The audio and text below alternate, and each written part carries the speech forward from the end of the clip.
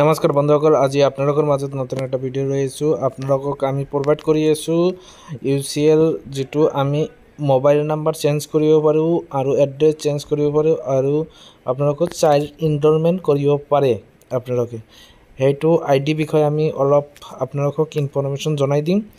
এইখন ID আপোনালোকে কেনেকৈ ল'ব আৰু ইয়াতে কি কি ফেচিলিটি আছে আৰু এই IDখন কিমান টাইমৰ ভিতৰত পাব আৰু কিমান টকা লাগে, ঠিক আছে, আৰু কি ডকুমেণ্টছ লাগে। এতিয়া আমি কৈ আছোঁ ডকুমেণ্টছৰ ক্ষেত্ৰত আপোনালোকে আধাৰ কাৰ্ড, ইমেইল ID আৰু মোবাইল নাম্বাৰ। কোনো এক্সামৰ হেৰি নাই ইয়াতে, লাৰ্ণিঙো নালাগে, আপোনাৰ এক্সামৰ চাৰ্টিফিকেটো নালাগে, ঠিক আছে। আৰু আপোনালোকক এইখন ID লোৱাৰ কাৰণে আপোনালোকক খালি ডকুমেণ্টছ পঠাই দিয়ে, আধাৰ কাৰ্ড, ইমেইল ID আৰু মোবাইল নাম্বাৰ পঠাই দিয়াৰ পিছত 5 মিনিটৰ ভিতৰত আপোনালোকে IDখন আমাৰ পৰা পাই যাব, ঠিক আছে।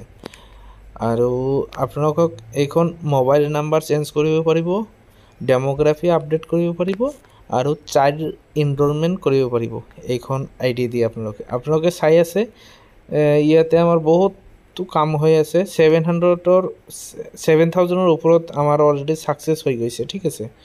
তো আপোনালোকক যদি এইখন ID লাগে, আমাৰ পৰা IDখন ল'ব পাৰে। আজিৰ ভিডিঅ' ইমানেই। থ্যাংক ইউ সো মাচ।